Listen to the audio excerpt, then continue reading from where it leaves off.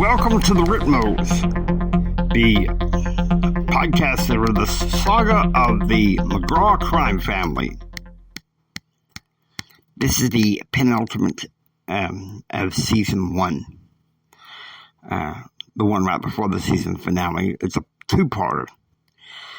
I want to tell you these next two parts, which will be aired on September 12th. These are not to be suitable for young children. These next two parters are not to be suitable for young children. Okay? In fact, it's not something I really like to cover, but it is a psychosocial issue that is unfortunately a part of America. Okay? And we've been building up to this for a while with the character Catalina. And so she's going to really show her fangs in this episode. So now it's 5 p.m. And Claude's car pulls up in the drive. And he goes to turn the key and is met by an angry Catalina at the door. Go away from me, Claude. Today, I don't talk to you no more.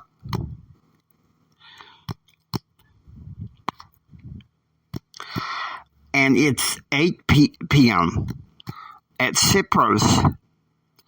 Joe Brown, that's Claude's uncle, meets with Sid, Catherine, and Richard.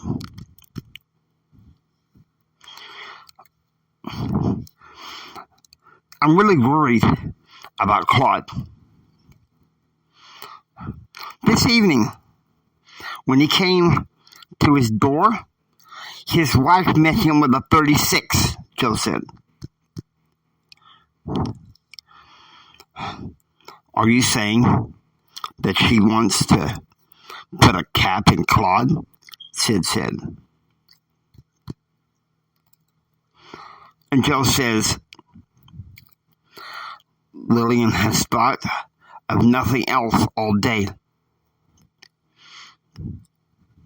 She's driven by the house and saw Catalina with a drill and some chainsaw, Joe said. And Catherine, she's like, oh my God. And Richard's like,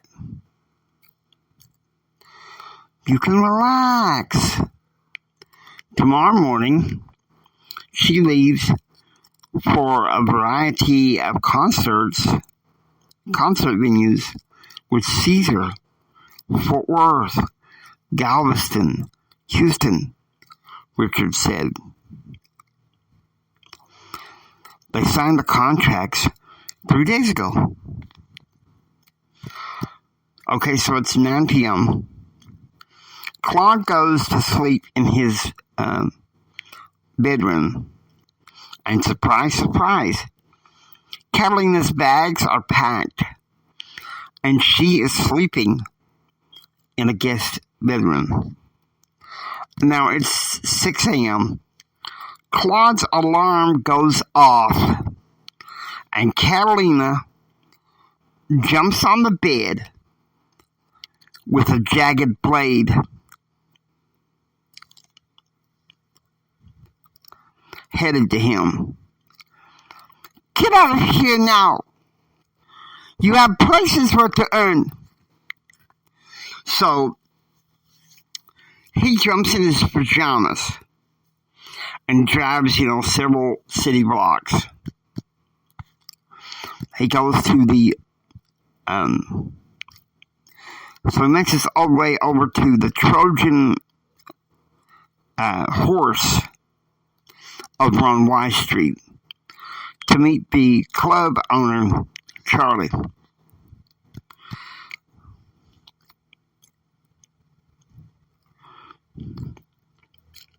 It's collection day, Claude said.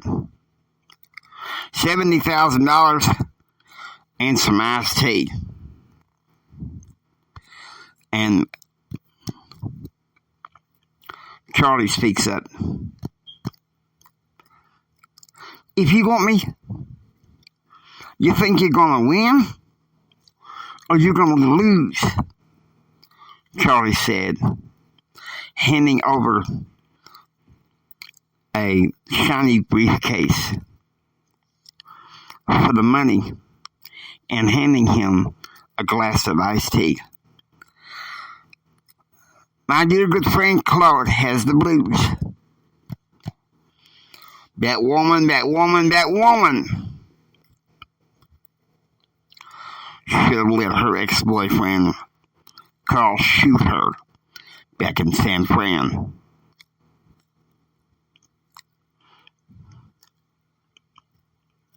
Then why didn't you, friend? A wise saying, friend. I was crazy in love with that woman. A part of me still am. And if you don't want, and if she don't want you around, and Sid walks in, and if she don't want you around, Sid said, don't worry. Your Uncle Joe said she was flying up to Fort Worth. And I saw to it that the plane took off. Claude Britzels.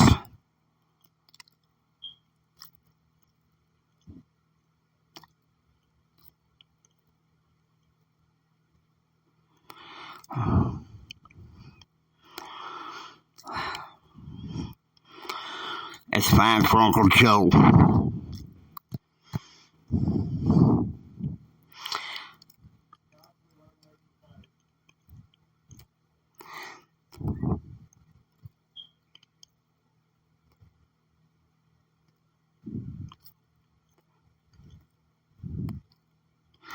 And Sid says, because he cares for you and doesn't want you ended up in Catalina's barbecue being prepared to be eaten.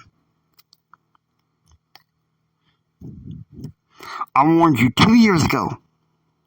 That woman is crazy. So now it's 1 p.m. back at the Ritmo house.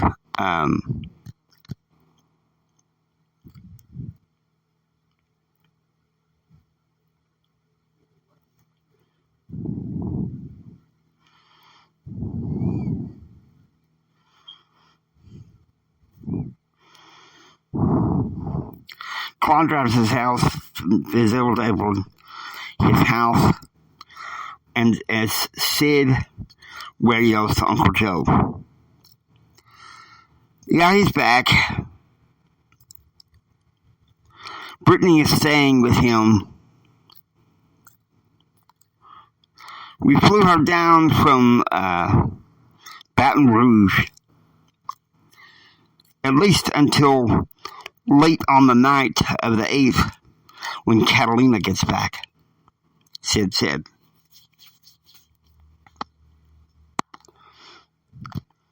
"2 p.m.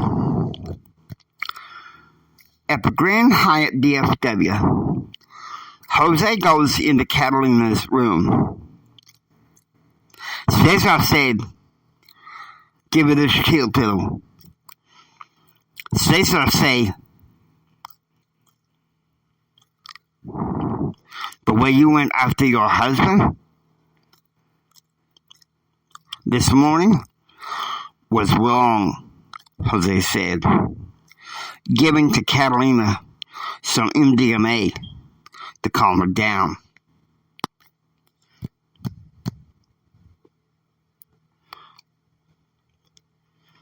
"3 p.m.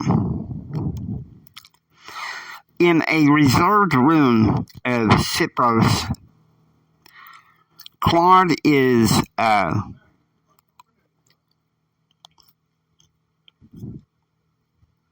is conferring with his captains.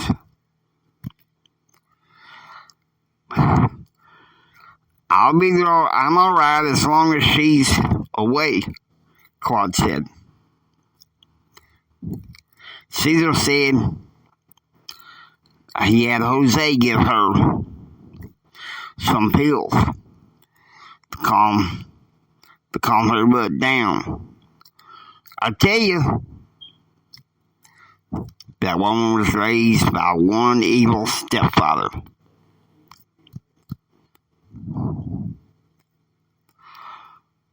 And Richard says, who's probably rotting in hell as we speak. Come on, Claude. I happen to know a few divorce lawyers, Richard said.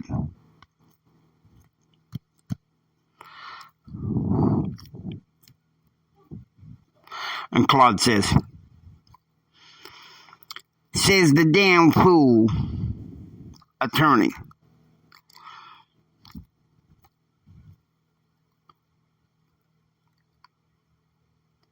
Who got indebted to some fool on the other side of the boot, Claude said.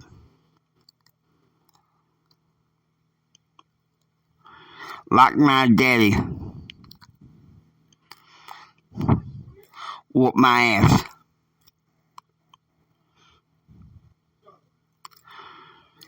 Because there'll be no divorce. And Richard said, your Uncle Joe and your mama are worried. The word's sick about your safety, Claude.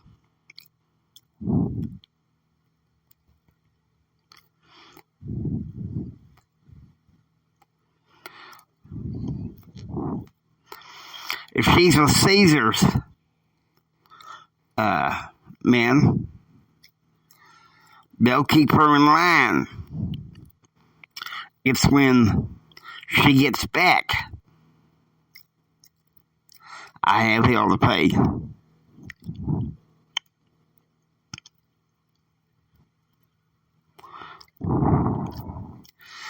And the waiter walks in and he says, may I offer each of you something to drink?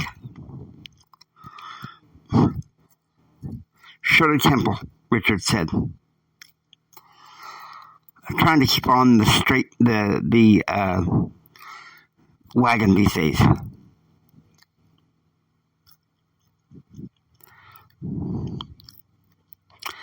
White velvet with some of that soft bourbon, Ashley said. Now, Claude, if she comes after you again, I can find a refuge for you in the studio.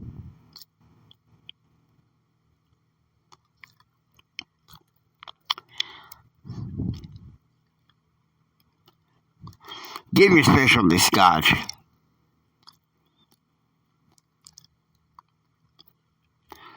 Your specialty scotch and bender, Claude said. Okay, so now it's 8 p.m. Brittany is having dinner with Claude at Cipro's. Why can't you divorce that woman? Brittany asked.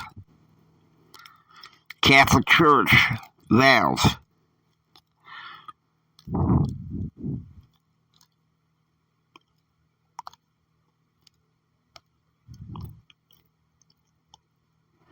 One is saved.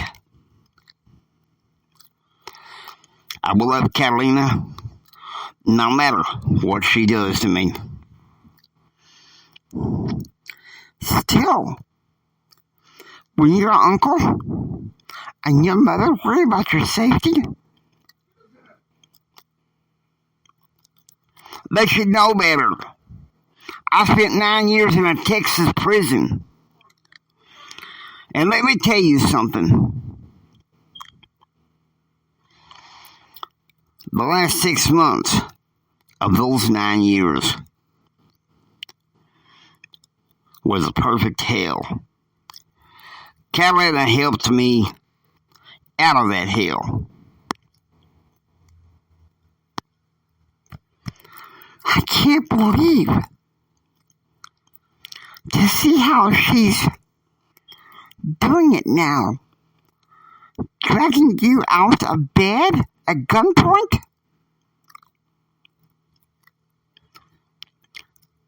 Refusing to talk to you? Eat with you? Sleep with you? Claude, that's not a marriage. Give it time, baby. Caesar is going to knock some sense into that woman. I gotta say, that is kind of prophetic. That's kind of prophetic as to what's going on.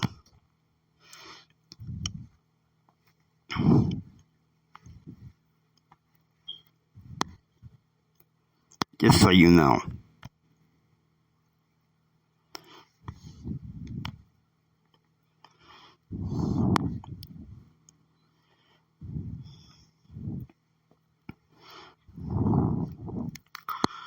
Now we skip a couple days. It's 2 days later.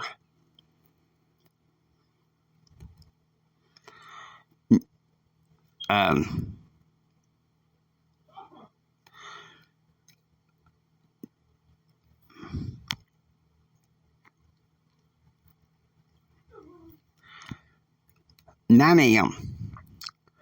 After going to confession the previous morning, being very contrite, Claude shows up alone to Mass. Okay, it's the 8th. Even the priest knew that Catalina was obviously absent. 1 p.m.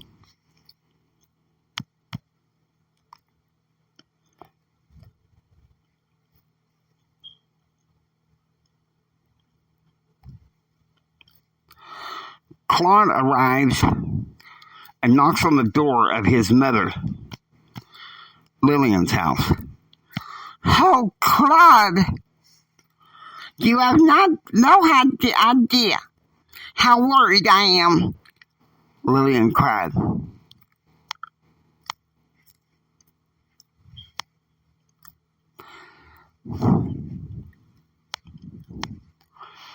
Ghetto woman, what has she done to you? Mama, she's on concert tour with her cousin. She'll be back late tonight, early tomorrow morning. So relax. I made you a hamburger with all the fixings.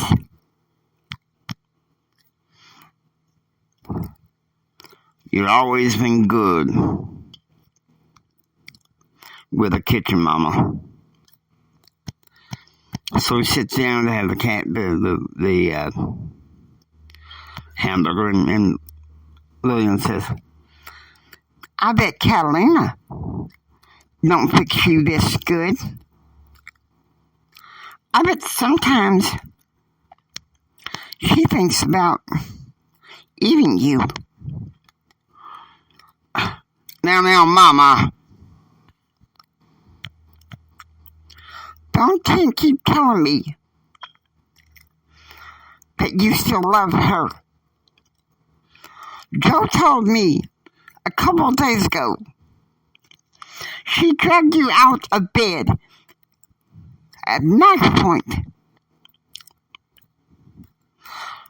And Claude finished part of his hamburger when he put it down. And who's Uncle Joe getting his marching orders from? Lady LaSalle? That lady can't be all wrong about you, Lillian said.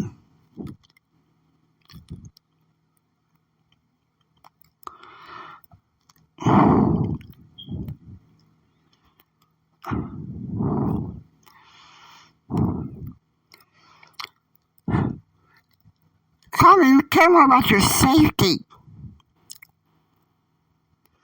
Please, don't go back home.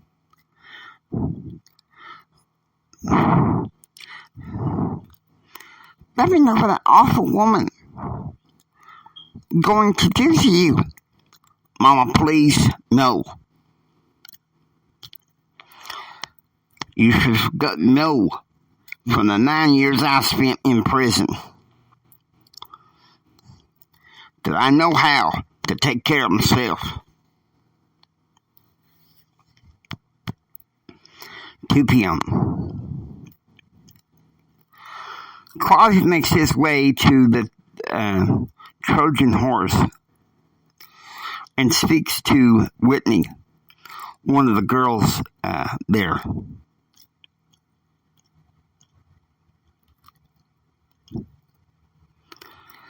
Please tell me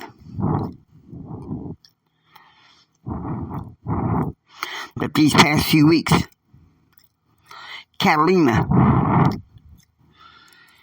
ain't been stopping by asking. Please tell me the Catalina ain't been stopping by asking for any drugs, Claudia said. Only a touch of the yayo. But Daddy says I can't talk about that. Claude slips her $30,000. This is our little secret, Whitney. Don't worry. Daddy ain't gonna know. 4 p.m. At the Trojan horse, Claude is meeting with FBI agent Benny Allen.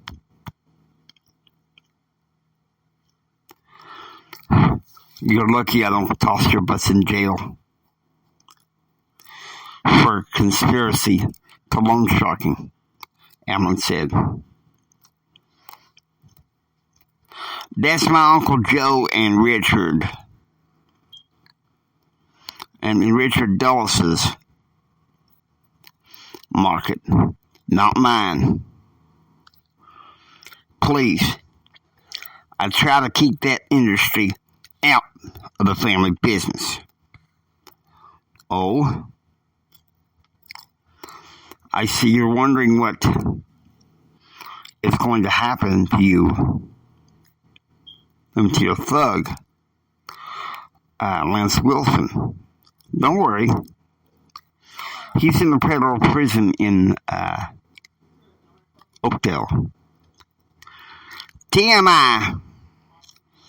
I just wondered whether ultimately you guys or the Texas authorities are going to get a hold of his butt. Most likely, he's going to spend the rest of his life in a prison in the boot.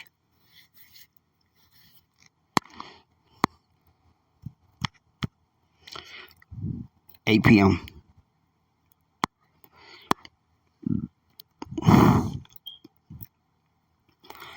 Meanwhile, in Houston, Caesar's band is carrying out some new hits that they're planning to release early in 1997.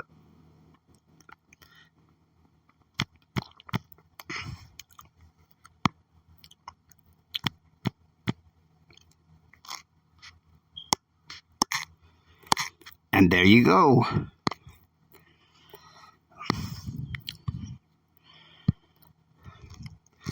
That is part 1 of MISANDRY Misandry. Hope you enjoy listening to the Litmos. If you'd like to hear, please subscribe and become a part of the saga. This is the James Hendrick Empowerment Network saying until next time, the saga continues. It's going to get much darker from here.